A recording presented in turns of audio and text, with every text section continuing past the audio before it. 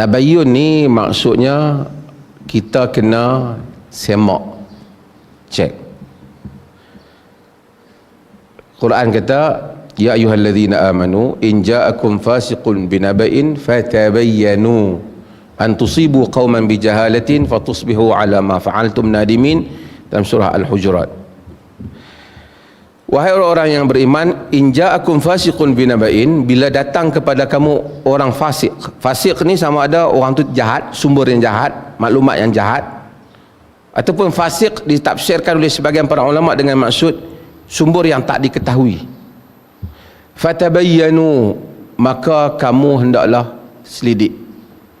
An tusibu qauman bijahalatin fatusbihu ala ma fa'altum nadimin, nanti kamu akan menimpakan satu kaum dengan secara yang kamu tak tahu, tak ada maklumat, kamu akan menyesal. Apa dia yang kita nak kena tabayyun? Tabayyun ni kita nak kena cek bila berita. Ada berita yang kita kena cek, ada berita yang kita tak payah cek, ada berita yang kita haram cek. Macam mana? Hadis Nabi kalau datang, wajiblah kita cek hadis sahih ke hadis palsu. Berita kata satu orang pegawai kita ni ambil rasuah, yang tu kita kena cek. Kita kena cek sebab takut kita ambil tindakan kat dia tak betul. Tapi boleh tak kalau pegawai kita tu, kita tak tuduh dia ambil rasuah, tapi ada elemen yang meragukan. Kita tengok banyak kali dah ni, kita tak ada bukti untuk tuduh, tapi kita sebagai orang atas untuk mengelakkan, kita tukar dia. Tapi kita tak zalimi dia, taklah kita tukar dia, pergi rendah jawatan dia, kita tak bagi dah dia duduk di situ. Itu adalah soal urus takbir, kita boleh, selagi kita tak zalimi dia, gaji dia tak kurang pun, tapi kita tak bagilah dia duduk di situ. Kita bagi dia jadi polis di kawasan tertentu. Kawasan ni memang ramai kaki, duk dengar cerita macam-macam, bukti tak ada. Ketua polis hak tinggi tukar, dia kata saya tak ambil pun, tukar tu tak rendah jawatan dia, jangan bagi dia duduk situ. Okey, contoh, ada berita yang kita tak perlu cek. Orang kata dia ni kaki perempuan, duk bawa perempuan pergi mana, kita tak perlu cek, sebab itu urusan dia dengan Tuhan. Buat apa kita nak cek? Nak pergi, tak apa, aku nak tunggu tengok kat kedai tu dia main tak, nak buat apa? Itu urusan dia. Agama kata wala tajassasu, jangan kamu mengintip dosa orang. Dosa tu tak ada kaitan dengan organisasi, dia jawab seorang dia dengan Tuhan. Dosa yang ada kaitan dengan organisasi ataupun dengan masyarakat, kita semak, takut orang lain jadi bahaya. Dosa individu antara dia dengan Tuhan tak perlu cek. Bahkan kalau kita mencari-cari, haram. Sebab itu Sayyidina Umar bin Khattab radhiyallahu an, dalam hadis yang diriwayatkan oleh Imam Malik dalam Muwatta, apabila dia pergi jalan pada malam, dia semak rumah-rumah di Madinah, ada satu rumah tu ada bising dan dengar suara-suara banyak. Umar tanya Abdul Rahman bin Auf, kau tahu tak apa berlaku ni? Mereka ni dalam ni sedang minum arak, tapi tak nampaklah dengar cara suara tu. Apa pendapatmu Abdul Rahman bin Auf? Kata Abdul Rahman, kata ra'aitu qad ataina ma nahallahu anhu wala tajassasu. Aku berpendapat kita telah mendatangi perkara yang Tuhan larang, jangan mengintip. Umar balik.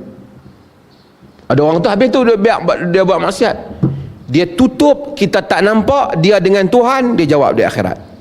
Tapi kalau dia kena mabuk, dia melompat kot jalan kot tepi ni, ni kita tangkap, takut dia katok pala orang ataupun orang langgar lah. Bila dia mabuk, dia naik kereta, polis tangkap, selagi dia langgar orang. Tapi kalau dia mabuk, dia kunci pintu, dia tonggang seorang-seorang dia jawab di akhirat. Orang Melayu ni, dia punya masalah. Bukan orang Melayu lah, orang Malaysia ni, dia kalau maksiat yang bersifat peribadi tu, dia suka benda-benda gosip personal ni tentang kau, dia suka berita ni. Kalau ada kawan-kawan ni kata khalwat dengan siapa, kalau dah masuk berita, oh yang ni 7-8 tahun cerita ni tak habis. Padahal ini dia taubat lah. Tapi kalau orang ambil rasuah berpuluh juta, ratus juta, yang ni bukan masalah dia dengan Tuhan, ini dia dengan harta awam. Tapi kawan tu balik kampung, dia salam, cium tangan dia tanya, macam mana Wabi, ada lebih-lebih lagi ke sikit? Kenapa? Ha? Dia pula boleh dengan pengikut dia semua pergi dermat, masuklah surah bang, tibai duit, dia tak malu. Padahal itu dosa dia dengan makhluk-makhluk Tuhan, Tuhan dan makhluk-makhluk Tuhan. Yang dosa kawan ni kawan tu nak balik kampung 7 keturunan malu. Bukanlah saya kata dosa yang pertama tu boleh, tetapi patutnya dosa yang pertama tu kita tak payah masuk campur, dia selesai dengan Tuhan.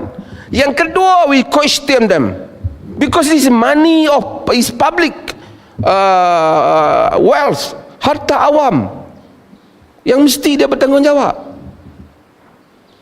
Itulah masalah kita. Jadi harta awam ni kita kena question. Kalau orang kata pasal apa, tak tanya pasal kawan ni, personal punya isu, dia settle. Tapi sekali awak terlibat, get involved dengan harta awam, we have to question you, kerana kita ada kepentingan di dalamnya. Pasal kita sebahagian dari awam itu. Dia kata dia ambil harta kerajaan, bukan harta kau. Kerajaan tu kerajaan aku, kerajaan tu ambil cukai daripada aku hidup daripada kerajaan tu. So we have right to question dia. Tapi kalau dia tu ambil harta suami dia, tak payah tanya. Aku heranlah dia, itu tukang dah lansia, ni tukang pula baru membana. Tak payah, itu tukang dah kereta, tukang biar apilah dia tukar sehari 10 kali pun kereta duit dia. Yang kalutnya kalau dia tukar kereta duit kita. Kita kadang-kadang macam tu lah. Bila main pada orang politik, kita kata jangan masuk campur urusan orang. Bila main harta jiran kita, kita pergi masuk campur. Jiran kita, pegawai sebelah kita, dia tak ambil dia. Pasal apa hang pakai cincin? Dia tanya, tapi apalah nak pakai cincin 6 jari pun. Selagi dia bukan harta orang. Tapi melainkan jadi macam pegawai immigration tu, pegawai biasa, kereta punya luar biasa. Tu orang kena tanya lah.